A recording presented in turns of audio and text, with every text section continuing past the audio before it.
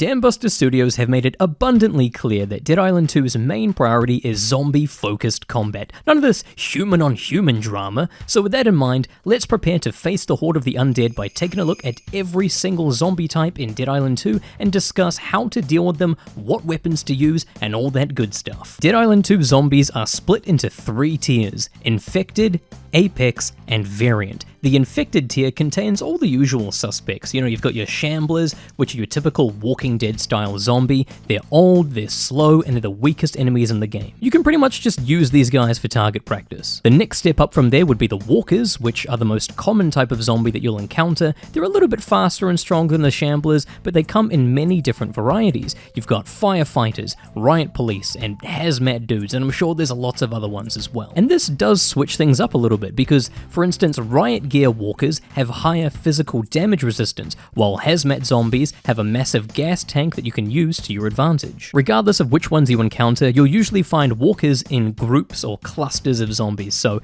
that makes it pretty easy for them to catch you off guard. And of course, the next step up from the Walkers would be the Runners, known as Infected in Dead Island and Virals in Dying Light. Somehow, they're all very athletic. Every single runner is just a speedy boy. Wouldn't it be nice and refreshing to, fight some recently infected fatties for once? Anyway, once they've caught up to you, these guys like to pounce at you, which can actually work to your advantage and leave them vulnerable if your reflexes are on point. There are specific skill cards, which I have a separate video on, that can enhance your block or your dodge so that it will stun the zombie if you time it correctly, but even in general, even if you don't have those cards equipped, that's going to be your strategy. Either walk backwards while swinging your weapon as they're coming towards you, or do a little dodge, a little sidestep, and beat them up while they're rolling on the ground. Or you can just do what I did in the original Dead Island and just stand still and throw a wrench at their face and just watch them stop running. Anyway, they're fast, they deal high DPS, but they don't have much health. Lastly, in the Infected tier, we have Crawlers, which are kind of a subset of Walkers, so watch your ankles, and if you happen to take a walker out by the kneecaps, make sure to apply a little double tap for good measure. No, seriously, that's actually a thing. I mean, the gore system is very in-depth, but also just breaking bones, that's something that they've kept the spirit of from the first game,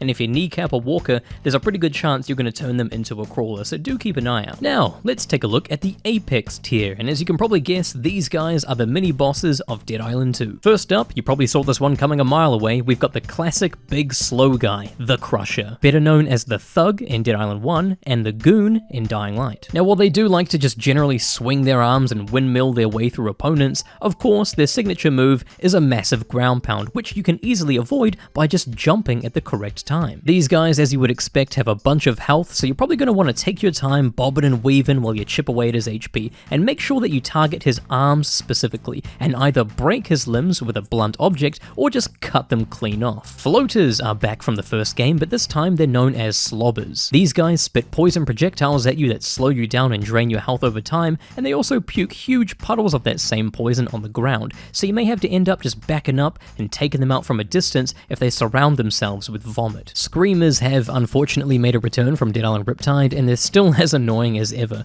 and as you can probably guess, these guys let out a loud screech that stuns you and alerts nearby zombies, so try sneaking up on them if you can. Suiciders have also somehow managed to stick around, and although they were the slowest enemies in the original Dead Island, the ones in this game run at a speed that's more similar to the bombers in Dying Light, so they're significantly faster.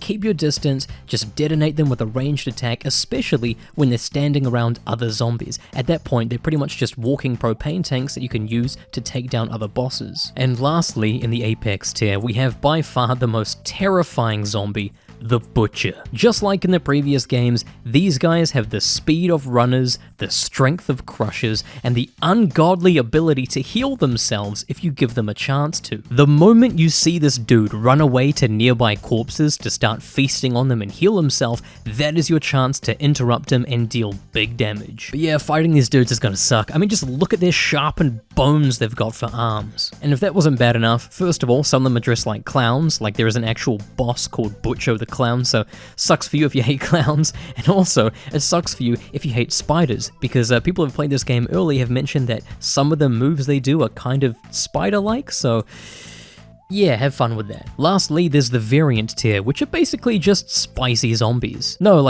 actually, there's the Inferno Crusher, which are just like the regular crushers, except they're ginger. Anyway, as you'd probably expect, fire-modded weapons and molotovs and things like that, they're not going to be very effective against this guy, but there are water bombs and chemical bombs that you can craft and you can use them to extinguish the flames. Now, if you're not a fan of runners getting all up in your business, then you're not going to be too fond of spiky runners who damage you just by rubbing up against you. It goes without saying, but fighting these guys with your bare hands may not be the best move. So just like with the regular runners, you want to dodge their pounces especially, and you want to make sure you're keeping some distance between you, maybe throw a few things at their face, or even use a long two-handed weapon while you're walking backwards to make sure there's a little bit of a gap between you. Or just shoot them in the head.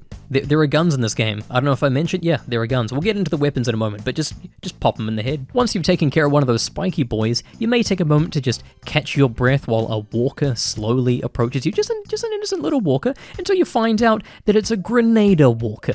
Yeah, we don't know yet if these guys can self-detonate like Suiciders do, but it is confirmed that you can set them off and take a step back and just enjoy the fireworks just like you can with hazmat zombies. I'm guessing if they could self-destruct, they would just be too close to Suiciders at that point, so for the most part, these guys are going to be more helpful than they will be harmful, but if you're swinging a baseball bat in a group of zombies, you need to be really careful if you accidentally hit this guy and you remain too close. And lastly, my good friend Only Zombies got to play the game early at PAX, and he encountered an electrified screamer. It does seem overall that environmental combat is something the devs have really been highlighting so far, whether it's elemental zombies, blowing up explosive barrels, extinguishing flames, or even tossing a car battery into a swimming pool. And of course, elemental modifications play a big role in the weapon crafting system, which works in a pretty similar way to the original game. First of all, you need to be at a workbench, you can't just craft things on the go, and secondly, you use a combination of crafting materials and zombie parts to boost your weapon stats and apply elemental effects. It's just a little bit cooler than Dead Island 1's version of upgrading your weapon damage where you just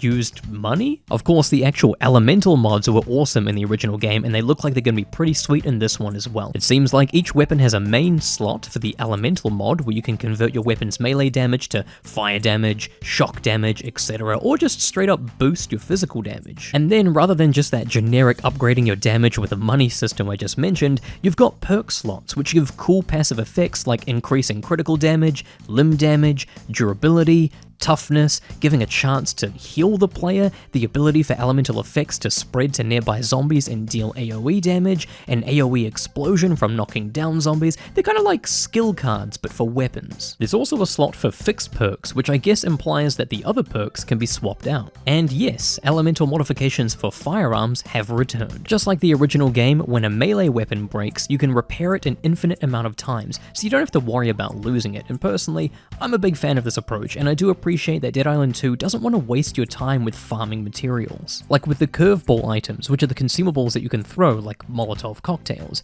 Rather than having to keep crafting them and keep track of how many you have, you simply just have an infinite amount, but they're on a recharge timer. This means that you can't spam them, but you also don't have to worry about farming for them. Speaking of materials, there are some rumors going around that some of the zombie parts have to be acquired by cutting off specific limbs from specific variants of zombies, which is pretty cool if that's the case, although it does make me wonder how that would affect someone who is mainly playing with blunt weapons, but I guess we'll find out. And that is everything we currently know about the weapons and the zombies of Dead Island 2. I hope you enjoyed this and found it useful. Make sure to check out my guide on the 6 playable characters and the new skill system if you haven't already seen that one, and have yourself a wonderful day.